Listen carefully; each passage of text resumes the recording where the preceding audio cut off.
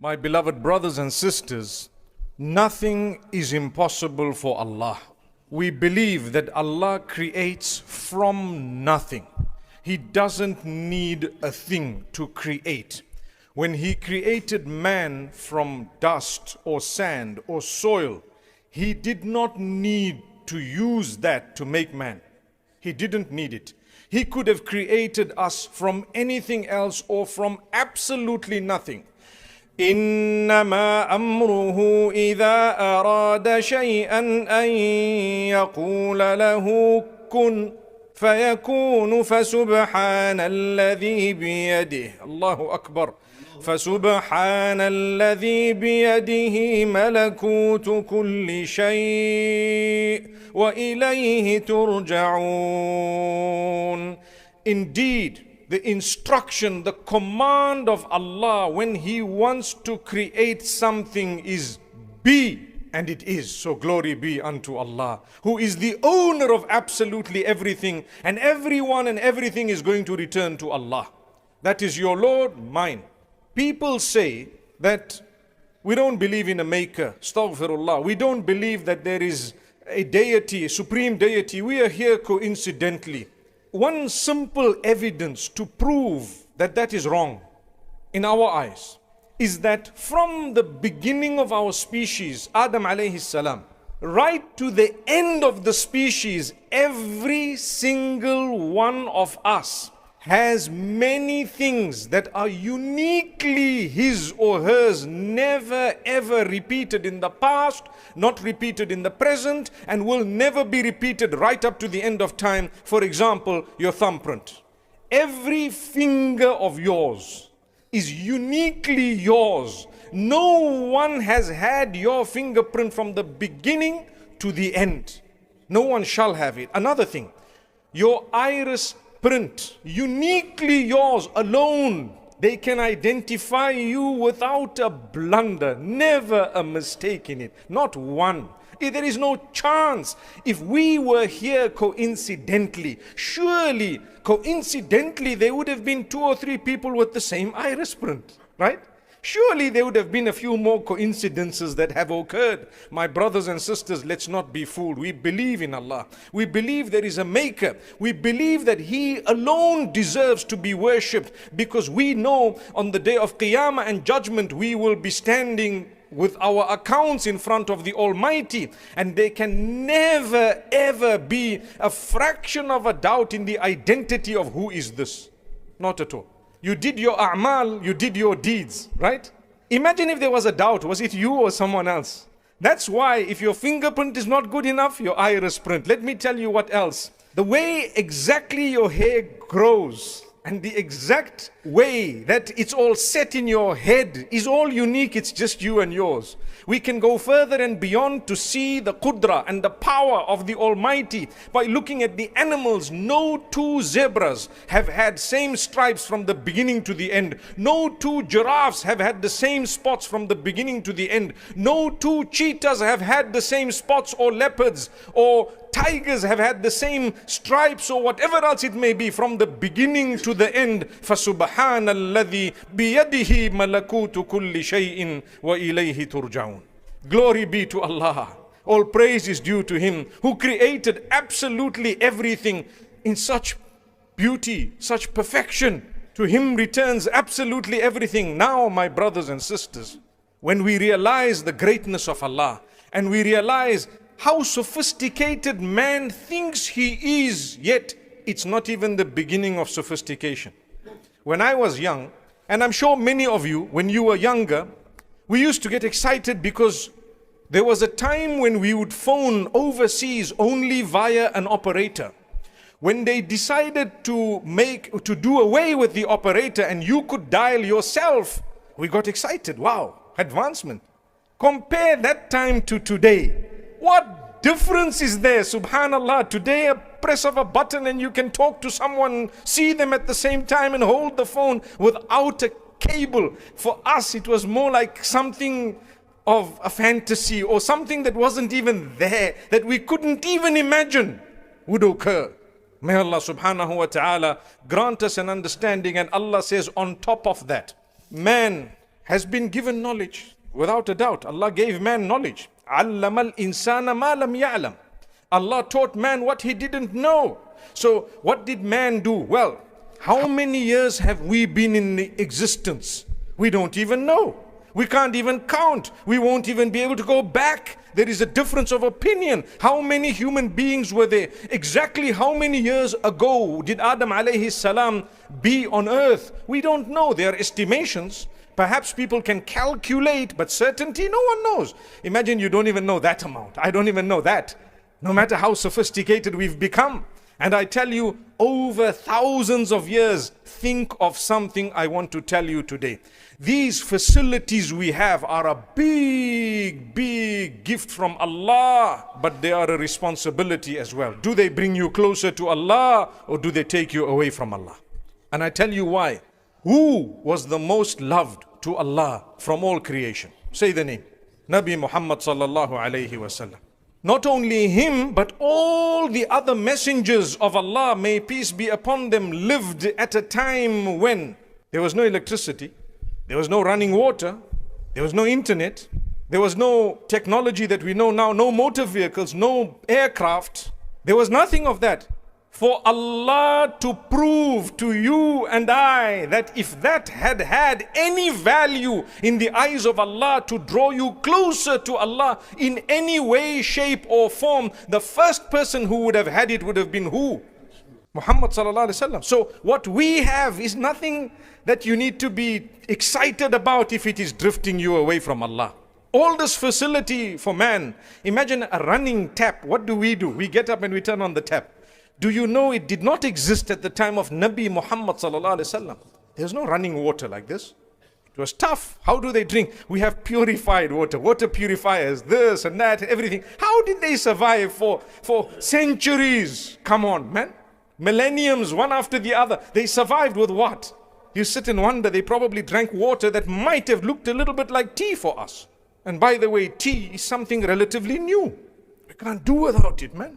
Don't have my tea, I get a headache. Talk about myself, by the way. May Allah grant us ease. Thank Allah for the favors. But remember one thing. Allah exists, number one. Number two, your life is very short. And so is mine. Extremely short. You have to go back to Allah. And when you go back to Allah, He's going to ask you, how did you spend your short time on earth? Tell us. You have to give the accounts. So prepare for that day. How do we prepare? Let me tell you. Each one of us has been gifted and blessed by Allah in a unique way. Every one of us has a gift of Allah. Some people, mashallah, they are extremely intelligent in one particular field. Allah gave them that. Some others, perhaps Allah gave them something else. A lot of intellect. Some people are brilliant in Quran and tafsir. Others are brilliant perhaps in something that Allah's blessed them with. A doctor, medicine, mashallah, beautiful. Someone else has a lot of wealth, for example. Someone has... Use whatever Allah gave you to earn your Jannah. Use whatever Allah gave you, uniquely yours, to enter Jannah. But don't forget the pillars of Islam and your primary duties unto Allah. Two things we need to remember. What Allah told you to do compulsorily, don't miss that. Secondly, what Allah told you to stay away from compulsorily, you stay away from that. We have no option. We must. If you falter because you're a human being, quickly turn back to Allah in tawbah and Allah will grant you. And Allah will grant you. Do not underestimate the power of dua. I started off by saying nothing is impossible for Allah. You think you're weak. Yes, we are all weak. But that weakness, the only one who's going to eradicate it for you is Allah. When you strengthen your relationship with Allah, you will automatically eradicate your weakness. Speak to people with respect. These are all creatures of Allah. They are worshippers of Allah. You never know who is a friend of Allah. If the hadith says, Man aada li waliyan faqad adhantuhu bil harbi. Whoever has harmed a friend of mine, I've announced war against them. Who is a friend of Allah? You don't know. You never know. You would never guess who it might be. It could be a person. They would be human, obviously.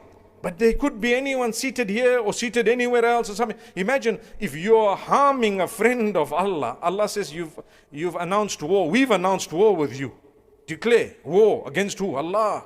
Why? That's my friend. So if being hurtful and harmful towards a friend of Allah would cause our own destruction, don't you think being good and being kind and being polite and reaching out and fulfilling the rights of people, perhaps they would be a friend of Allah from amongst them, wouldn't it result in the opposite? If you do something bad, you're going to face bad. And if you do something good, don't you think you're going to face goodness? So when you're kind to people, what did it cost you to be good? What did it cost you to be nice and kind? We lose our cool and we think we have the right. May Allah help us calm down. All of us, myself included. We all need a reminder from time to time to say, calm down, relax, speak to people with respect and understand that Allah is the greatest. Like I said moments ago, if something bad earns you a sin, the opposite of it, when it's good, will earn you a reward. I'll give you an example. Today, there is an officiation of a nikah after salah. Inshallah, we're all invited to attend. The hadith of the Prophet ﷺ, he says, "Fi budu'i ahadikum sadaqatan." He says, when you fulfill your base desire in a halal way, you get a reward of a charity. The Sahaba were a little bit surprised, obviously, because people say, hey, I'm going to sleep with my wife basically and I'm getting a reward for it. The Prophet ﷺ, when he asked them, they asked him actually that if one of us was to fulfill his base desire, would he really get a reward for that as of a charity, as a sadaqah, as a reward? So the Prophet ﷺ said, do you see if someone did haram in terms of zina or adultery, would he earn a sin? They said, yes, he would. Well, if he earned a sin to do it in the wrong way, he would earn a reward to do it in the right way. Subhanallah. That's Allah. That is Allah. The mercy. My brothers and sisters, one of the methods that Allah uses to bring us closer to Him is by inflicting us with something we perceive as negative. If you take a look at the world, there will be uncertainty. Why? Allah wants you to turn to Him. There's no other reason. There will be anxiety. Why? Allah wants you to do better in your relationship with Him. There's no other reason. There will be health problems. Look at this virus that came in. What was the purpose that it came in? There's only one purpose. There's no other purpose. Allah wants you to come closer to Him. No other reason. Nothing. Allah wants you to mend your ways, to turn to Him. When you don't know what's happening in your business, or there's anxiety or a massive loss or something burned down totally, there is only one reason for a mu'min. Allah wants you to come closer to Him. And if you came closer to Allah because of any one of those things or anything negative, wallahi, it was the blessing of Allah and it's the mercy of Allah and the gift of Allah. If your leg was amputated and that made you repent to Allah, what was that? What was that? That's the mercy of Allah. But if Allah blessed you and gave you and did everything for you and you passed with flying colors and you've got authority and you've got good looks and you've got lots of knowledge and you've got lots of this and whatever else it may be, if that drifted you away from Allah, it cannot be the mercy of Allah. So understand the favors of Allah and let it bring you closer to Allah. How do I come closer to Allah? I do better in my salah. I do better in my tilawah of the Quran, which is the book of Allah. The most powerful word in existence is Kalamullah. How much do you read? Do I read a day? I can do better. I read one page, I will do two. I read one juz, I will do two. I do two juz, I'll do three. I do one page, I'll read the meaning as well. I'll do something more. If you improve your relationship with the Quran, that's a big blessing. It's improving your relationship with Allah. So my brothers and sisters, when Allah wants something from you, He puts a test in your life. When He puts a test in your life, draw close. Don't worry. You're not the first person who is sick. You're not the first person who is ill. May Allah grant shifa to all those who are sick and ill. You are not the first person who is suffering the loss that you are suffering. No. There were millions before you and millions after you. You are one only to Allah. He loves you. He wants you to come. So naturally a mu'min who has some iman will then realize, you know what, I need to turn to Allah. Let me raise my hands for Allah. Let me make tawbah. Let me change my life. Let me do something better. This is Allah calling me, literally calling me through these issues. And I promise you, the doors begin to open one after the other. Never give up on dua. Nothing is impossible for Allah. Look at what Allah says in the Quran. He is the one who responds to the one in distress. Who is there besides Allah who will respond to the one in distress? I've known of people who were perhaps given a short time to live by medicine and the medical fraternity based on their experience. 6 years on and they are alive and healthy and well. Why? أَمَّن يُجِيبُ الْمُضْطَرَّ إِذَا دَعَاهُ وَيَكْشِفُ السُّوءَ وَيَجْعَلُكُمْ خُلَفَاءَ الْأَرْضِ. Who is there besides Allah who responds to the one in distress when he calls out? You are totally helpless and you say, oh Allah, there is nobody and nothing and not me and not any power on earth that can help me right now besides you, oh Allah. Allah says, I listen to that. I listen to that and I respond immediately. And He is the one who makes us inherit the earth.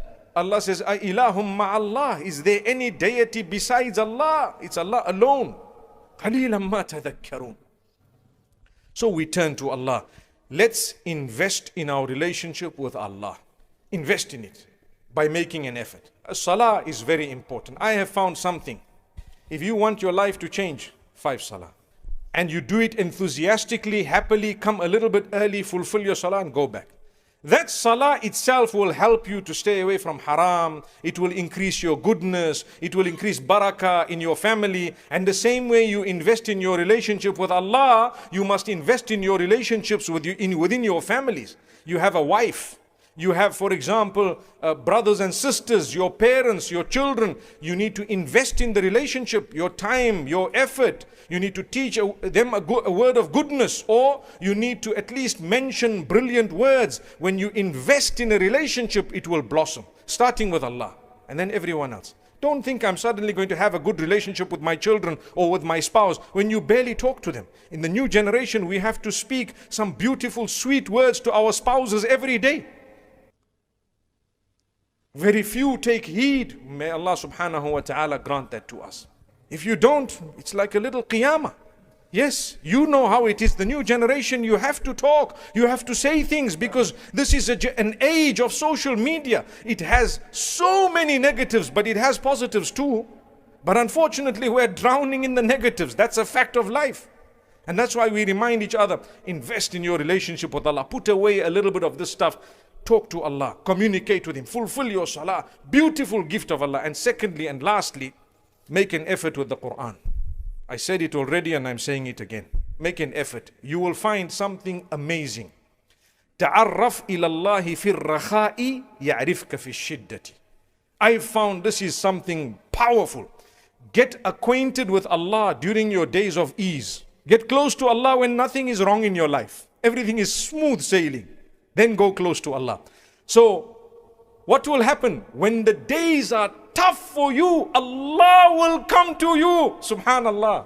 My worshipper. Yunus alayhi salam, it is reported that when he was down in the belly of the fish, in the darkness of the water, at the bottom, darkness, the angels were saying, oh Allah, the one who does your tasbih with a beautiful voice every day, today the same voice is calling from a totally different place seeking your help. What miracle happened? The fish spat him out. He came out. He was not even proper in terms of his skin and so on. Allah helped and he was cured and everything happened. Something impossible today, when you tell people, they might think this is a fairy tale. Wallahi, we have yaqeen. It happened. It is true. That's Allah. It's in the Quran. It's in the previous books too. Our version is the correct one. Why? Because Allah says there, فَلَوْلَا أَنَّهُ كَانَ مِنَ الْمُسَبِّحِينَ لَلَبِثَ فِي بَطْنِهِ إِلَى يَوْمِ يُبْعَثُونَ. Had he not been from among those who constantly engaged in tasbih, he would have remained in the belly of the whale until forever. What does that mean? Because he was close to Allah during days of ease, at a time of difficulty and hardship, here's Allah. Allah throws His rope to you straight away. I guarantee you in your life and in mine, that is Allah. Inna wa'dallahi haqq. When Allah promises you something, there's no doubt. Yes, it's His timing, not yours. You might make a dua, say, but Allah's not hearing. Don't even think that. Allah will give you when the time is right. Every minute of delay is an absolute blessing. May Allah Almighty grant us all goodness.